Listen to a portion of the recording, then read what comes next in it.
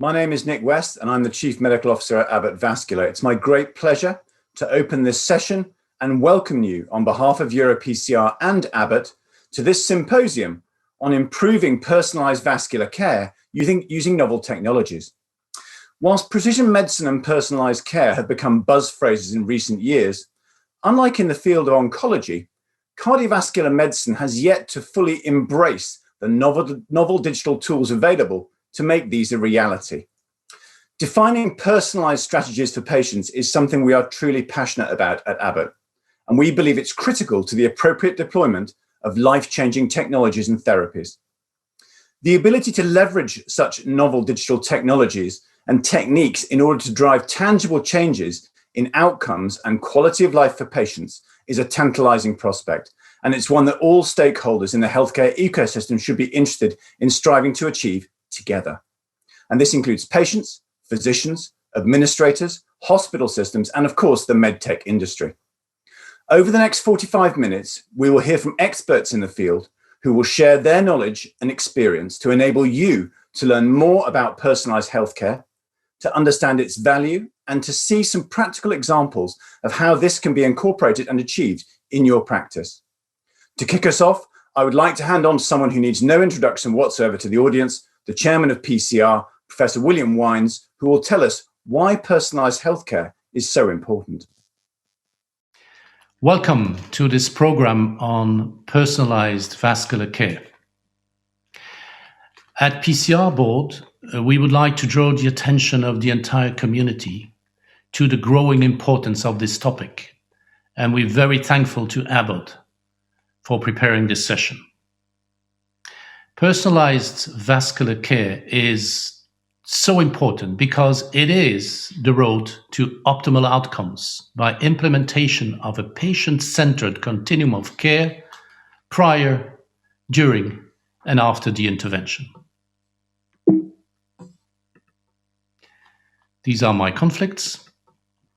Now we have three options for personalized vascular care. The first one was developed out of Boston through the International Consortium for Health Outcome Measurements, ICOM. It's a somewhat business-oriented approach, insisting on accountability of care, but very interestingly, they've focused on the development and validation of patient-related outcome metrics. There are different measures of result and success of a procedure, but very important ones. The other approaches, coming from primarily the West Coast, and you know the colleagues, Northern California, Peter Fitzgerald, San Diego, Eric Topol, many others. This is an approach that is primarily focused on new technology, sensors, telemedicine, artificial intelligence, all of which provide the patient and the doctor with a wealth of personal data, timely accessible. So this group has insisted in the reconstruction of healthcare to make it more efficacious, more patient-centric, leading to patient empowerment. What we would like to do, and we commit to it, together with Abbott and other industrial partners, is to really try to integrate these two options for personalized vascular care in a Hippocratic legacy, allowing us to remain what we are, sophisticated healthcare professionals who deliver very complex procedure in a perfect way, but at the same time, having enough time to be compassionate caregivers. In this cartoon, the artist has shown what is obvious to all of us, that is, COVID has accelerated the need for personalized care. Now, on the left, you can see a revisiting of the old myth of Atlas, who was supposed to carry the skies on his shoulder to prevent the sky from falling down on Earth. Now, today, this is the suffering patient who carries all the burden of COVID or any other disease, while the rest of mankind is still hoping to live a happy life. But as you can see, it's walking on a thin rope. Now, what patients want us to do as healthcare professionals and caregivers is to help them to carry the burden of disease. This is what this symposium is all about. And I'd like now to hand it over to Dr. Nick West, who, as you know, is one of us, and he has joined the medical team at Abbott some time ago. And we're very thankful to the medical team at Abbott for pushing forward this agenda with the support of PCR board for this program and many more in the future. I'm handing over to you, Nick. Thank you very much indeed, William, and thank you to the PCR board for asking me to talk to you today in this very interesting session. I'm going to share with you some insights that we at Abbott obtained from a global survey looking to shape the future of vascular personalised care through data-driven technology. These are my disclosures. The survey we undertook was between December 2019 and January 2020. And as you can see, we surveyed nearly 1,500 physicians, administrators, and patients with the express aim of trying to define how cardiovascular treatments could be improved via data-driven technology and improved data visibility. I'll examine some of the headline findings in a little more detail. The first thing to say is that patients want technology to help deliver for them more personalized care. But what does personalized healthcare look like? Well, for vascular patients, it's comprised of these 5 critical elements. The first thing they want is more face-to-face interaction with their doctor. The second thing, a more consultative two-way doctor-patient relationship with patient involvement in decision-making. The third thing is an individualized treatment plan that is specific to that particular patient, not to a patient somewhat like them. The patients and all stakeholders wanted seamless information sharing across the whole healthcare ecosystem, something that is sadly lacking now, with very much staccato involvement and a disrupted and fragmented healthcare information system. And finally, everyone wanted the ability for doctors to be able to monitor their patients' progress remotely and detect early signs of deterioration. Now, across the globe, vascular patients see technology as a key enabler in personalizing their care. And we can see some of the responses here.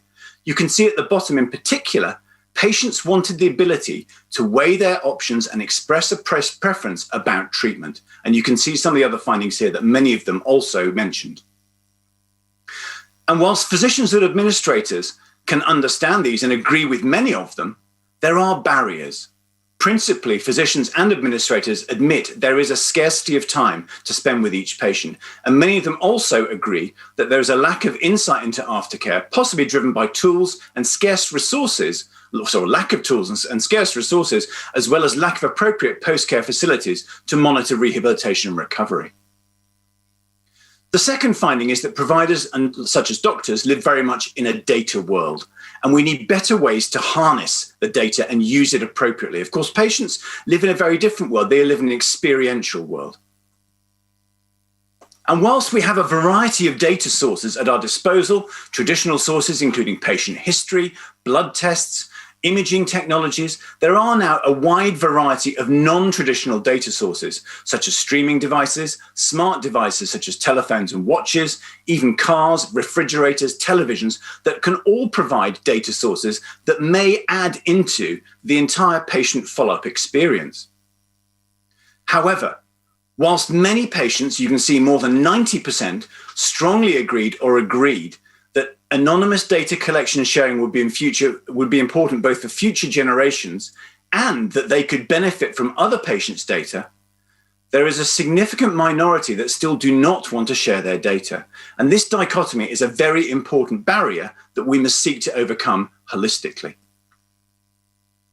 The final area I wish to discuss is that providers need to deliver better experiences and value by using technology to look beyond simply the point of intervention and examine the patient across the entire care continuum. And this is something that was a present need from all stakeholders. What we see here in this diagram is bubbles that are sized according to the impact that physicians in magenta and administrators in blue felt were important, where data-driven technology could assist or improve the ability to derive a personalized vascular healthcare plan. You can see the key points were at diagnosis or when determining treatment. And of course, this could also include in-lab diagnostics, but it's perhaps sobering for medtech companies such as Abbott to see that actually there is relatively little thought to the use of data-driven technologies at the point of intervention and beyond it. Of course, we know that imaging, monitoring, AI, and telemedicine are key technologies for improving outcomes. And we've come to know this especially during the COVID pandemic, where particularly telemedicine and remote monitoring have proved very effective. You can see here that both physicians and administrators felt that imaging tools were perhaps the most important, as well as monitoring tools, AI technologies to synthesize and integrate data and allow patients to be compared across a broad swathe of other patients with similar issues. And of course, home care telemedicine tools. Again, many of these have been facilitated by the pandemic. It's interesting perhaps to see that physicians and administrators felt that industry had key roles to play here. And we've seen this over the last 18 months in terms of remote proctoring and our own virtual reality training techniques for optical coherence tomography. What has the medtech industry got to do with this? Well, it's our firm belief that we have key roles to play in this space.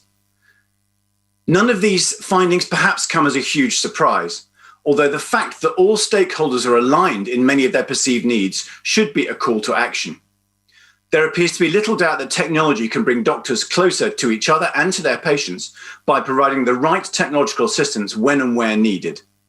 The medical tech industry can provide solutions to enable more precise diagnoses, correct treatment strategies, and lasting patient outcomes to promote wellness.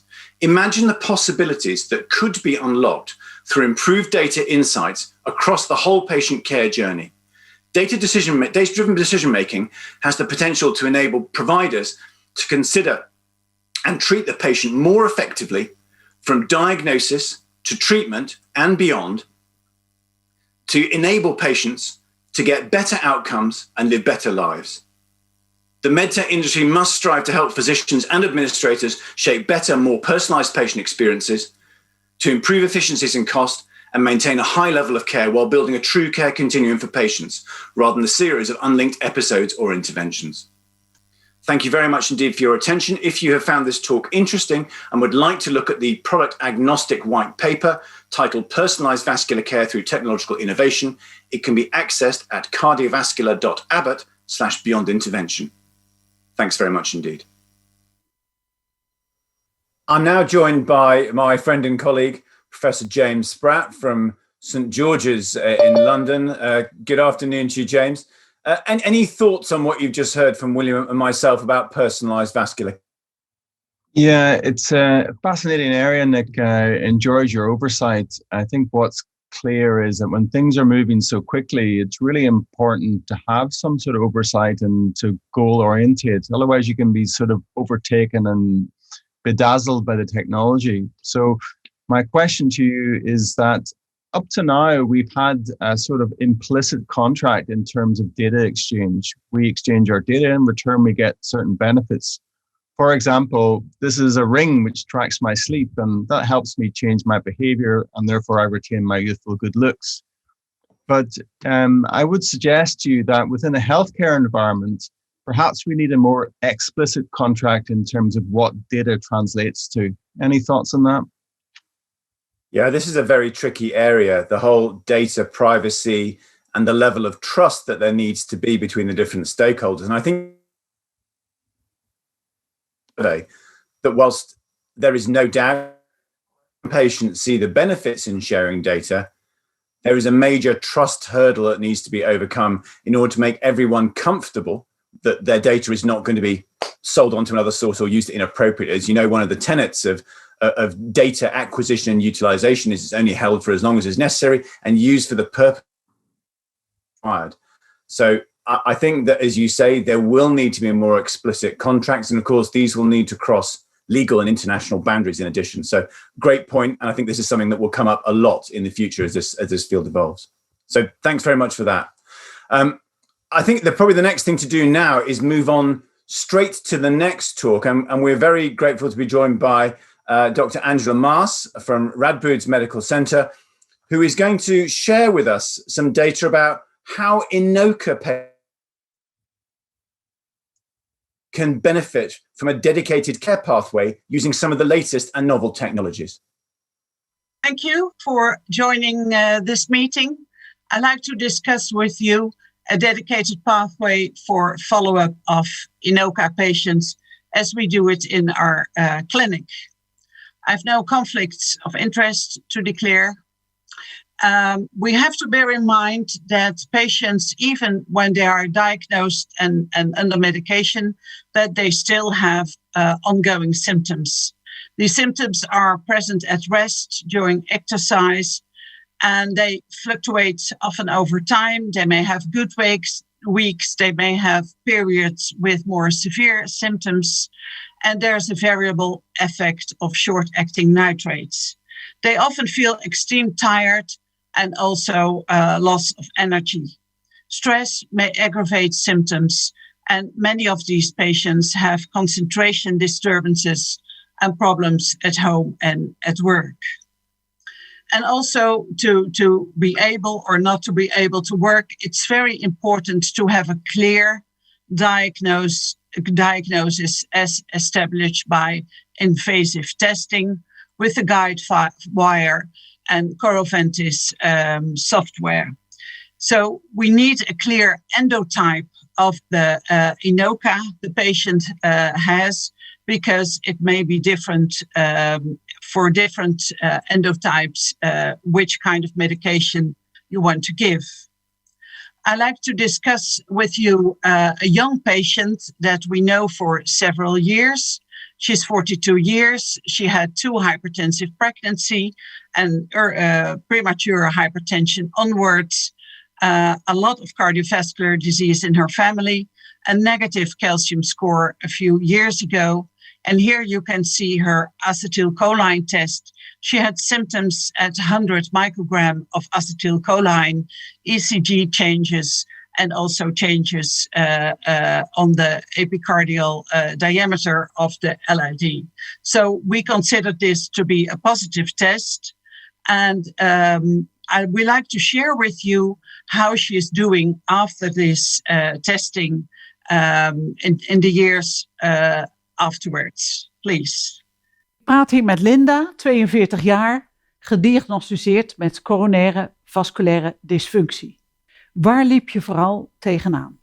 Tegen de fysieke klachten. Klachten van pijn op mijn borst, uitstralende pijn, benauwdheid en een intense moeheid. Daarnaast ook cognitieve klachten, dus concentratieverlies, moeite hebben met veel prikkels, moeite om op woorden te komen. En we hebben van alles geprobeerd met medicijnen, dat doen we nog steeds. Maar ik ervaar veel bijwerkingen en soms werken medicijnen even en houdt de werking daarna, die wordt dan minder. En daarnaast heeft het ook een enorme impact eigenlijk op mijn hele leven, op mijn gezin. Ik heb 3 opgroeiende kinderen. Maar ook het werk, dat wilde niet meer. Je bent een verpleegkundige. Ik werkte als verpleegkundige. Dat deed ik met heel veel liefde.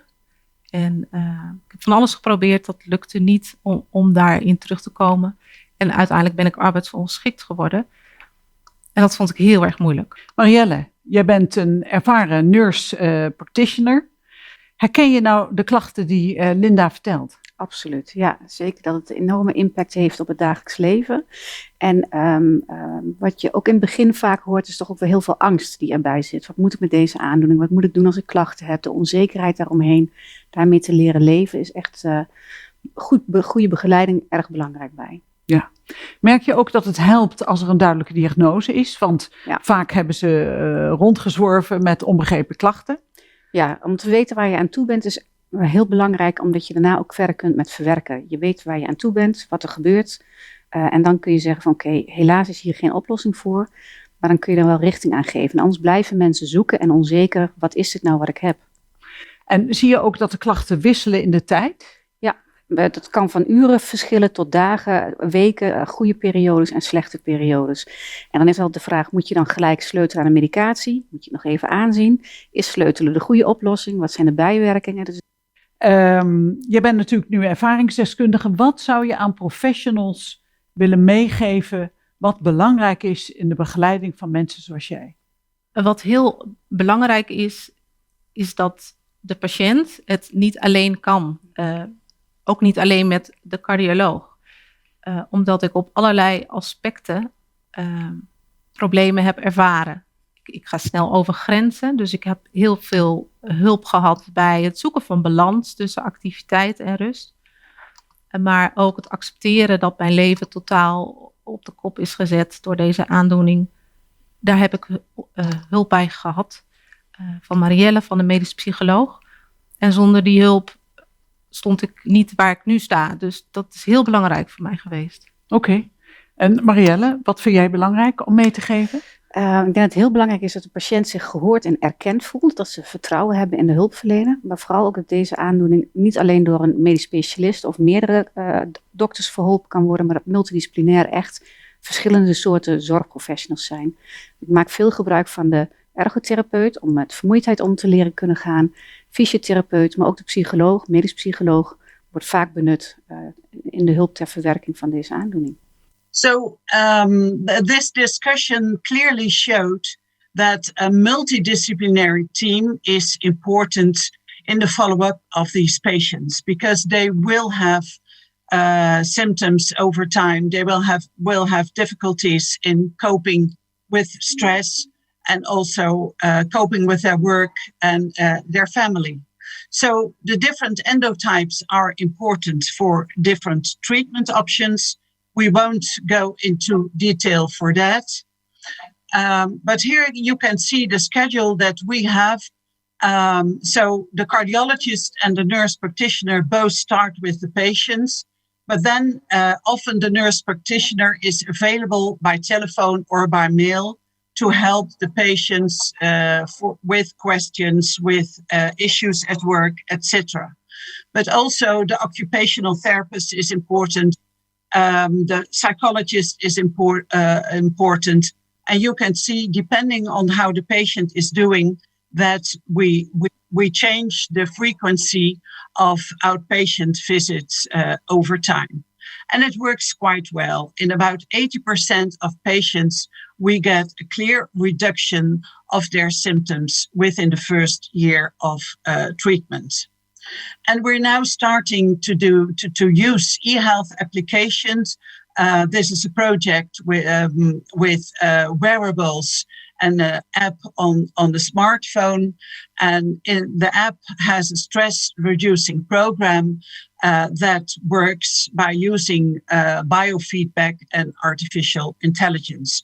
So we have to learn to use also new technology to help these patients in their problems at home. So thank you very much. Thank you, Dr. Maas. So I guess it was a really nice talk, and I like very much the fact that you brought to us the experience of a patient, which I guess is very important when we talk about personalized vascular care, so to involve patients. I think that things look quite simple, but I can imagine that so it is difficult to implement this program. So having a multidisciplinary team in an hospital. So could you tell us maybe which are the challenges to implement such pathway in a hospital in general? Well, I think with these kind of INOCA patients, and we know there are many of these patients in all our practices, that having a nurse practitioner is crucial. We have heart failure clinics with nurse practitioners.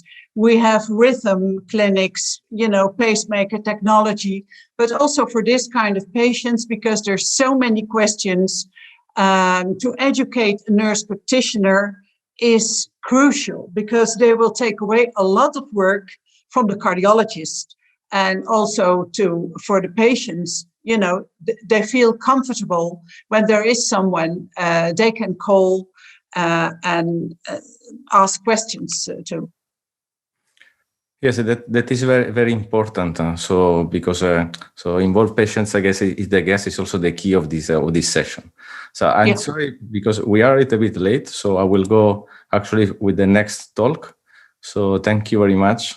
And it's my pleasure, to introduce the next talk, which is Rasha Al-Lamee and Davies, that will explain us a little bit about the use of a hub, so in clinical practice, either for trial or for practice. Thank you. Thank you very much for inviting me to speak today. I'll be speaking about personalised digital follow-up, and why you should consider it for clinical trials. And my name's Rasha Al-Lamee. Here are my disclosures. So personally, I think these apps are, and the ability to digitally collect follow-up is incredibly beneficial for trials. It allows remote monitoring. It's incredibly cost effective. It's convenient for patients and research teams, and it potentially lowers our rates of loss to follow-up because, of course, we have comprehensive data collection. It's very easy to use in large sample sizes, and it's useful for multi-center and international trials where travel might be an issue. And of course, it's incredibly useful for unexpected events such as in the pandemic. There are, however, limitations. You need to have knowledge in app development or align yourself with a company that can help you with this. It requires smartphones for the patients, and sometimes you have to provide these. And it's not suitable for all trials and all endpoints. Of course, the apps may need translation into multiple languages, and data security is paramount. And of course, there needs to be some monitoring and alerts when patients forget to fill in information. We're using a number of apps in the trials that we're conducting in my unit. This is an app that we're using in the Orbiter 2 trial that asks patients about angina.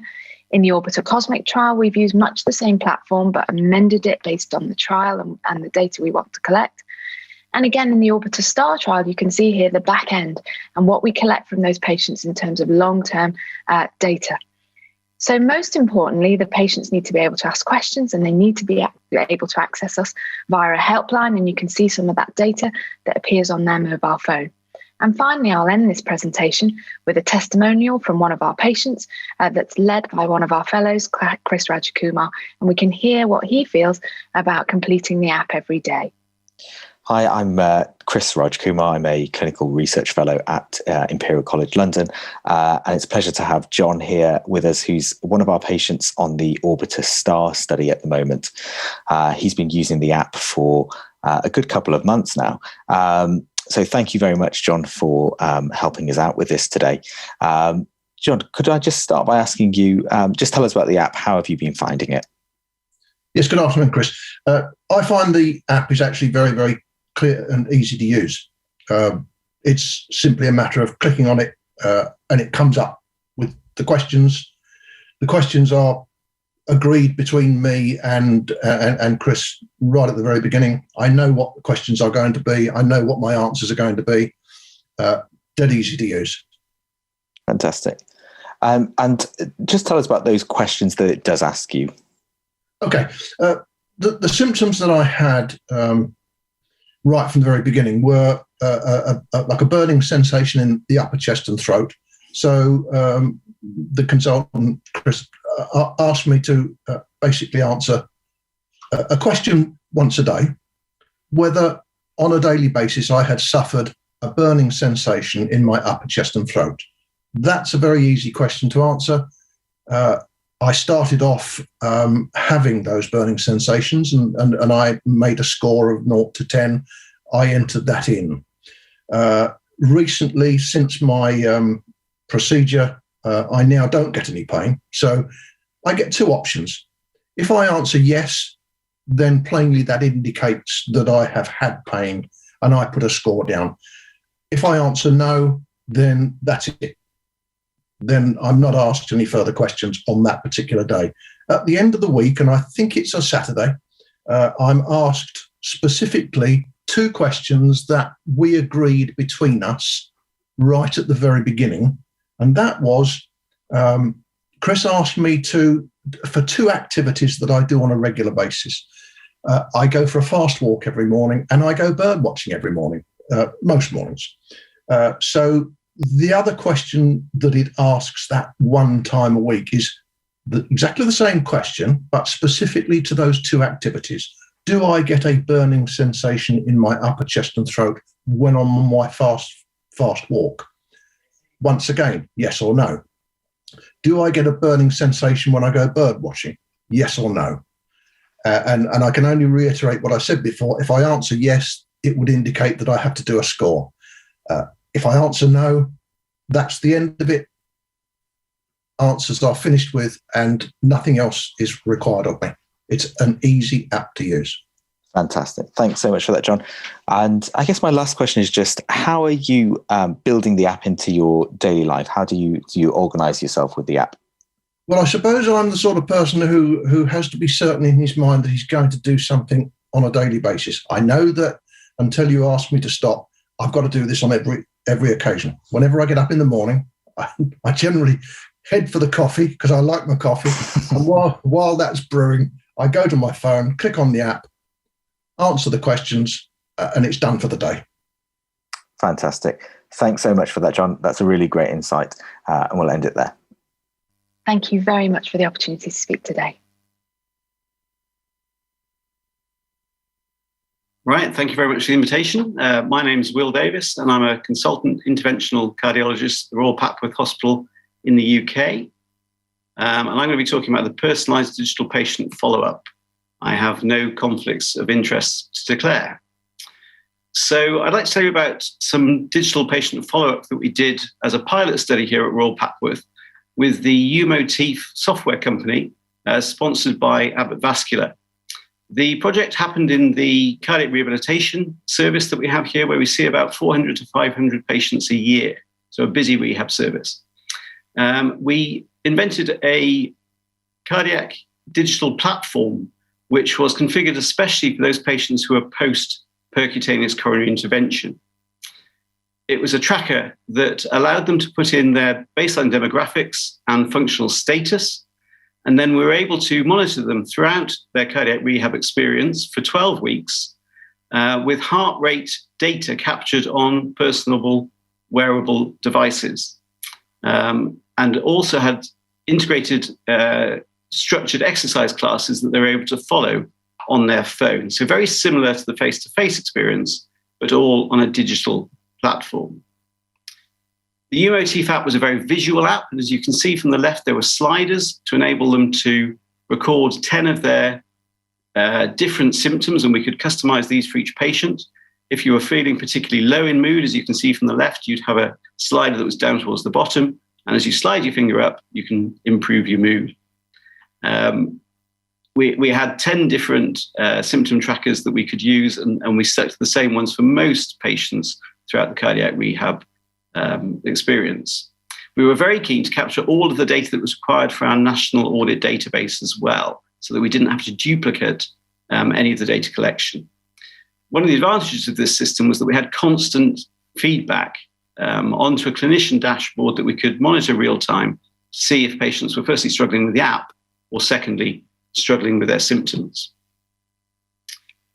So it's very much a pilot study, and we shouldn't draw too many firm conclusions from it, but 54 patients took part. The vast majority of those were male. The mean age was relatively low for patients with PCI, which was 55 years, although we did have some patients in their 80s, so age didn't appear to be a barrier to adopting this. And 150,000 symptoms were recorded, which is about 1,200 motif scores. And 47% of the patients used the app at least weekly. We expect a weekly attendance at cardiac rehabilitation face-to-face session. So there was a significant change in those patients that were using the app compared to the ones that were on the face-to-face program. But as I said, we can't draw too many conclusions with a small sample size. We also had the confounding variable that perhaps those patients that were using the app were more keen on improving their outcome status over time. But there was an 8% reduction in systolic blood pressure in those that were using the app, a 40% improvement in the metabolic equivalence that the patients were able to do, and a 28% improvement in the perceived ability to exercise that we measured, the RPP score. We certainly saw a reduction in physical resource use, less hospital visits, greater efficiency of the direct contact that we did spend with the patients, and a cost saving if we were to develop it more widely. One of the good things that we saw in real-time feedback was the patients really enjoyed the graphical interface that they could see. So a lot of patients forgot how poorly they were pre-PCI, which I think is something that we see in these population, in the TAVI population, and in many of the cardiovascular interventions that we perform. But a graphical representation of the improvement really did help patients. And the patient feedback for those that used it was universally positive. So here at Royal Papworth, the last 14 months, as they have been throughout the whole of Europe and the world, have been difficult with the pandemic. And we are doing lots of things at the moment to try and reduce the footfall into our hospital. I think the days of us seeing inverted commas, well patients coming into hospital are going to be fewer and fewer. We therefore need to maximize our efficiency of remote follow-up. And as part of that, apps like this really do empower self-directed recovery and self-directed improvement. So it's my opinion that there really is a potential for big data collection to allow us to focus on the need of a population. And we all voluntarily wear these sort of wearable devices now that give us activity data and they give us heart rate tracking data that's improving. And I think it's time now that we as a cardiological community really do engage with these device manufacturers to try and get as much information as we can surrounding cardiovascular health. Thank you. Thanks, Rasha and Davies. And Will, so I guess that so your examples on the use of this app so is very amazing. So my first question is to you, Rasha. So the app for making this clinical follow-up looks amazing, and I guess that the key is how to make these questions. So could you give us some tips and tricks how to personalize this question in order to the information that you actually need? Thanks very much, Salvatore. Yeah, so I mean, this was one of the key parts of developing this app.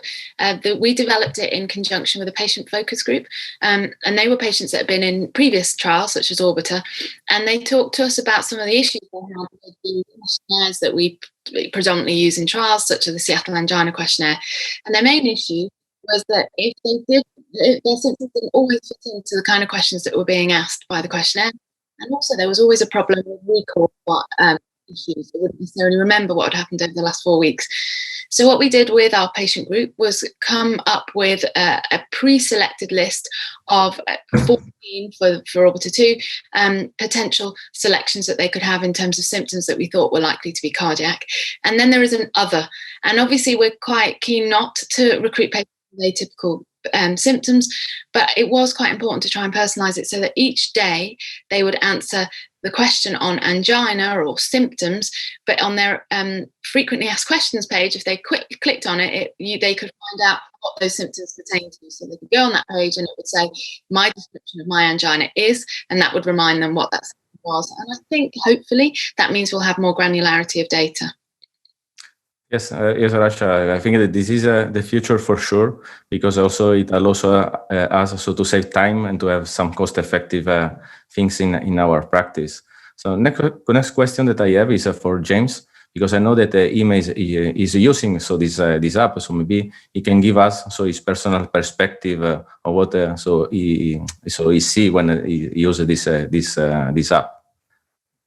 Yeah, it's the before and after. I should really tell you about Salvatore. I actually think clearly this is a direction that we're not going to be able to deviate from. There is a deluge of information coming our way, and I think it's easy to fall into the trap that more information results in better outcomes, or is always a good thing. I think we have to realize that most of the time what we do when we see patients is we filter information.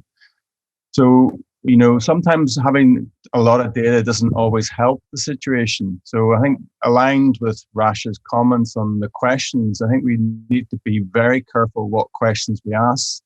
And we also need to be very careful that we're speaking the same language as the patient. Otherwise, we can end up very malaligned in our interpretation of what is the same information. So those are just a note of caution, but it's still very exciting to hear the direction that's been taken by Will and Rasha. And clearly, we've been pushed into it by COVID, but it may well be we'll emerge the other side with actually more streamlined services. But we should never forget that the patient is at the center of all these services. Yes, exactly. And another important point, I guess, is not only that we receive feedback from the patient, but we can also give feedback from doctors to the patient, no? And that is my question to Will. So how we can give our feedback, our advice to the patient by using these apps? So that's a very good point. And I agree with James completely in that if we're going to enable this two-way communication via something like an app, we need to guarantee to the patient that we're going to be responsive on the other end. So there's a real issue about making sure that we get the data that we really need we had a couple of patients that used the app, almost every hour of every day, which gave us an awful lot of data, but none of it was terribly useful. And if we're going to provide it as something for the patients to feedback to us, we need to make sure we safety net. So, these are the hours in which the app will be monitored and will be responsive for. The feedback we had from the patients was great, though. And those that used it were very keen on it. And I think in medicine, we have a lot of repetition. We ask the same questions really for our post-PCI patients, our post-TAVI patients. And if we could use an app to gather that information in a more timely fashion, it would save a lot of time in clinics so that we could do the personalised medicine that Nick's talking about. So I think there are two roles for an app in this sort of thing: gathering information and providing feedback. We have a question that I would like to have here live. So coming from one of our colleague, Arpad Lux. So he's asking a very interesting point. So that sometimes we need the patient, but we need also the family. If we want to take a decision about, for example, a particular treatment, like for example, PCI coverage. So do you think that there is some room, some spaces to involve patients' family? So in using this app and to have a sort of a heart team discussion for in this personalized vascular care? So Rasha, maybe you can give us the review. Maybe I think it is important to involve the family, but I think there do come sort of data protection concerns if you start to have more than one patient able to personally fill in the app or look at it. We've certainly had instances where a patient's relative helps them each day to fill it in, but I think giving multiple members, of the public access to each other's information might be quite complex. Yeah, that's a very good point. And then, so a final question maybe to Will.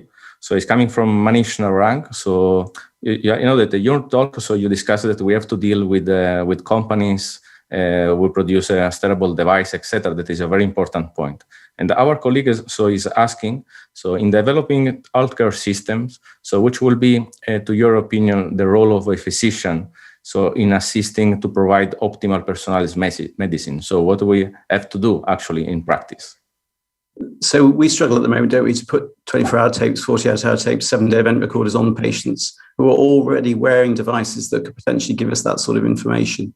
And as things like the wearable watches improve, we are getting ECG quality data. I think it's going to be a real two-way street to make sure that those patients that take this up are very well supported by us as a cardiology community. And that's where we need to work with the device manufacturers to make sure that the data that we're getting is going to be fruitful and useful so that this relationship doesn't put the patients at risk. There's sufficient safety netting, if they have serious events on their wearable. And secondly, that they get the feedback they need.